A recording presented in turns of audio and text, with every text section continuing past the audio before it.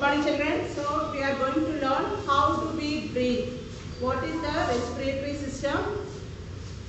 Everything, the lungs, everything we are going to learn. So how do we breathe? What is the respiratory system in our body? How it is working and everything you are going to learn today. So how do we breathe? Let's see.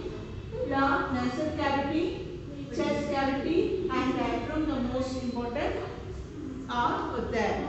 So let us now learn about the mechanism of breathing. Today we are going to learn the mechanism of breathing.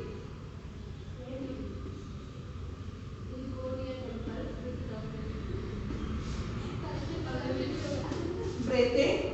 So now taking air to our nostrils. Nostrils here, two nose, here one, holes are there through the nostrils. And when we inhale air, it passes through the nostrils into the nasal cavity. From the nasal cavity, so from starting from the nose or nostrils and passes to the nasal cavity. Okay, passing through the nasal cavity. From the nasal, it reaches to the lungs. How many lungs are there? We have two lungs, right and left. Lungs. From the lungs are represented in the chest cavity. So lungs, this part will call chest cavity, and nostril and nasal cavity. Here in this part we call it as nasal cavity. This part we call. So from the nostrils, when we breathe here, it goes to nasal cavity and reaches the lungs. Right and left is there. So two lungs, right lungs and left lungs. And lungs are presented in the chest cavity. And this cavity is surrounded by the rims of the sides. I will show you the picture. See, this is the structure of the respiratory system. Here, pharynx. Pharynx means here trachea. Trachea means windpipe. Windpipe means wind passing through the air. Passage of the air, we will call it as trachea or windpipe. And here the lungs. Two lungs are there, and these are the rims. And here down part, this part is called it as diaphragm. So pharynx here. And esophagus also. Esophagus means food pipe. So nasal cavity. This part we'll call it as nasal cavity. This part is oral cavity. Oral means we are having the food orally, drinking and having the food, everything. Nasal cavity, this part downwards it will come nasal cavity. So clear the picture. So nasal cavity, oral cavity, pharynx and trachea, and here one epiglottis is there. Epiglottis. What is the structure of epiglottis means? What is the function of epiglottis structure means? It looks like the opening and closing like this. Opening and closing like this, the epiglottis will be there. Why? When having the food, it should not enter the windpipe. When you are having the food, it will close the windpipe.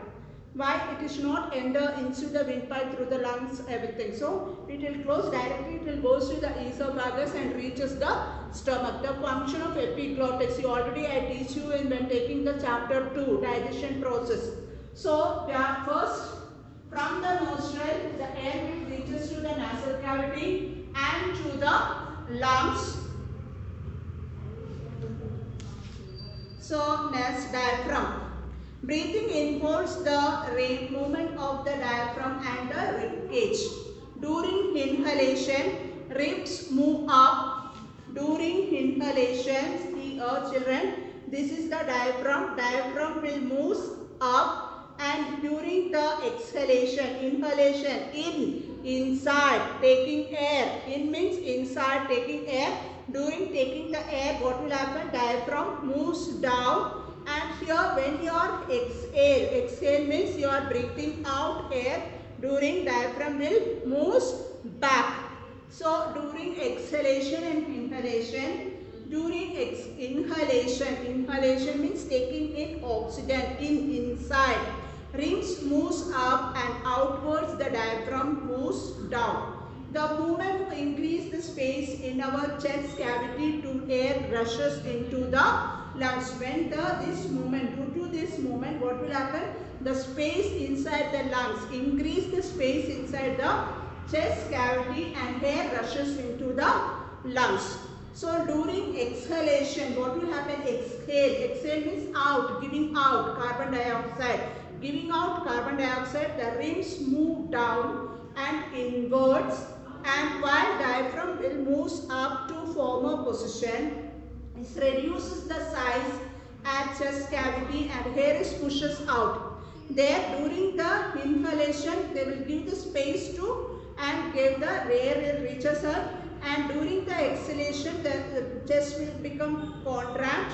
Then what will happen? That it will reduce the spaces, then the air will push outside. Air will be pushed outside. These movements in our body can left easily.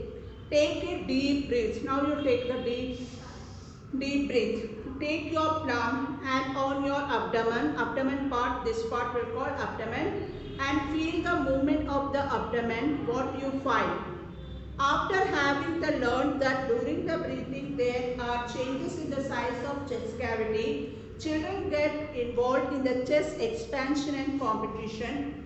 There around us, you can see in this, everyone was boasting that she or he could expand in the minimum. How should activity in the class with your classmate? That is activity you can, now you can't do in the classroom, that you can do it at home. You can measure it, your chest cavity when you are breathing time, in and out, what is the chest cavity expanded and contracting, what will happen. So see in the blue box what they given. The air around us has various types of unwanted particles. Yes, no? We are breathing here, air has so many particles. You want to see, you enter inside the dark room and torch, on the torch, the light, you can see the small particles are dancing in there. These particles such smoke, dust, pollen, etc. When we inhale, the particles get trapped in the air present in our nasal cavity. Inside the nasal cavity, you can see the air is there. Growth of air are there. Why there growth of air? To prevent the foreign particles not to enter along with the air. Means foreign particles means small dust particles. However, sometimes these particles may get past the air in the nasal cavity. This may irritate the lining of the cavity, as the result which we sneeze. Sneezing expels these foreign particles from the inhaled air, and the dust-free clean air enters our body. This who will clean the air? This nasal cavity, the nasal cavities, the hairs are there. That air will cleanse the air. So check here.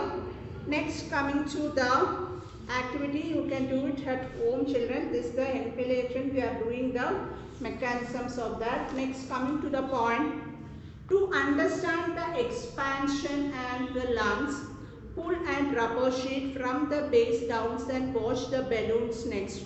Push the rubber or plastic sheet and observe the balloons. Do you see the changes in the balloons? What do you balloon in the model represent? This here. They are given the activity, you can do it at home. Take the can and pull the balloon here.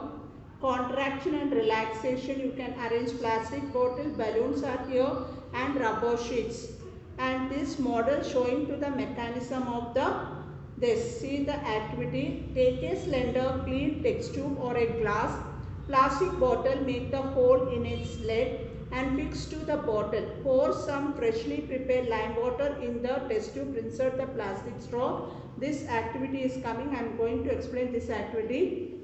This you can do it want, means you can see the expansion and contraction of the relaxation of the lungs, and straw through the holes and lid is show that this activity is showing that the lime water will change to milky, means presence of carbon dioxide inside the air. When we are breathing out, the air contain carbon dioxide or not. We want to test whether we are breathing out carbon dioxide or not. We want to test. You can test with this activity. Means they are testing when you are take the lime water in the test tube and you blow with the straw or anything. Blowing time, what will happen? The lime water water will suddenly changes to the milky color, white color, precipitate like that. Why that is white color is happening? The presence of carbon dioxide. That's showing the presence of carbon dioxide. Due to the presence of carbon dioxide, lime water changes to milky. So we are breathing out carbon dioxide only. We are inhaling oxygen only. So we are given in the box the percentage of oxygen and carbon dioxide in inhale and exhale air. 21% of oxygens are there in our surroundings in the atmosphere. 16.4% of the oxygen in the exhale air. Inhale. So 0.04% of carbon dioxide and 4.4% of carbon. During the inhale and exhale air, what is the oxygen, percentage of oxygen, how much percentage of carbon dioxide we are exhaling, how much percentage of oxygen we are inhaling, they are showing in the table. It will come from, for fill in the blank, something and all will come.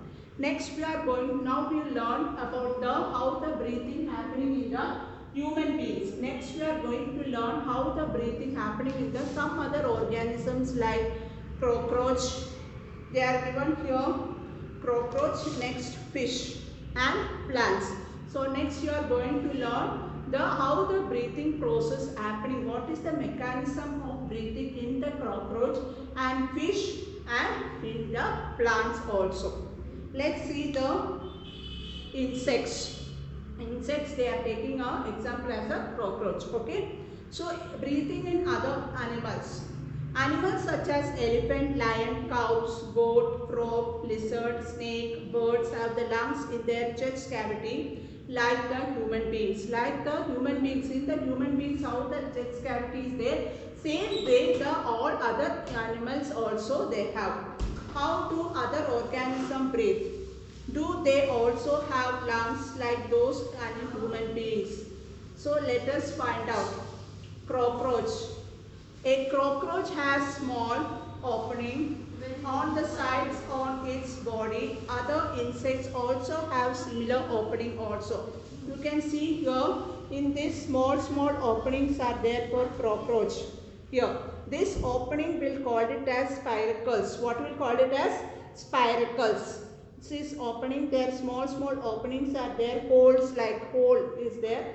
So insects have the network of air tubes called trachea. What is the air tubes? They call it as trachea.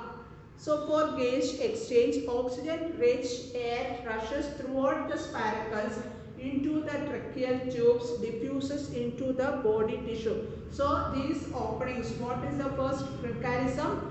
First mechanism of cockroach as the small opening on the sides of the cockroach.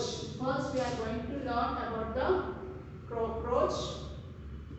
So first opening, small spiracles to trachea. And next, the oxygen-rich air rushes through the spiracles into the tracheal tube and diffuses to the tissues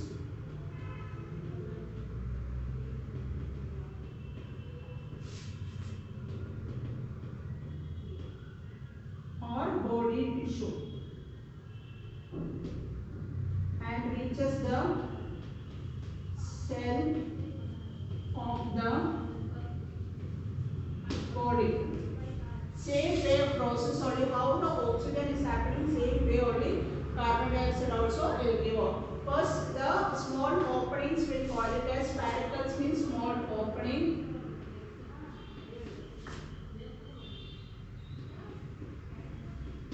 Small openings, spiracles, and trachea, air tubes, trachea. Oxygen-rich rushes through the spiracles into tracheal tube, diffuses into the body tissue. This is the mechanism of the happening in the cockroach. Similarly, the carbon dioxide from the cells goes into the tracheal tube and moves throughout the spiracles. These rare tracheal found insects or other groups also. So next we are going to recall the chapter 9 we learned in the soil earthworms. In the they respire through the skin. What is the earthworm? Earthworm respire through the skin. skin. Earthworm respire through skin. Through skin. Earthworm respire through skin. Let's see how it is happening. The skin of the earthworms feel moist and slimy on the touching time. Gaseous can easily pass through them. Through probes have a pair of lungs like human beings. So they respire through the earthworm, will respire through the skin. Their skin are very smoothly and fluffy, smoothly and slimy on touching time. So next coming to the frogs also have the pair of lungs like human beings. They respire through the lungs and inside water. This frog will call it as amphibians. They can both live in water and land. Okay. So next going to, they can also breathe through skin which is mostly slippery, moisture and slippery, and breathing underwater. Mostly we know the example fishes, and frog also breathe underwater. Crocodile. Can we breathe the survive in water? We cannot do. We want to carry and go oxygen cylinder. We want going to the under the water and all.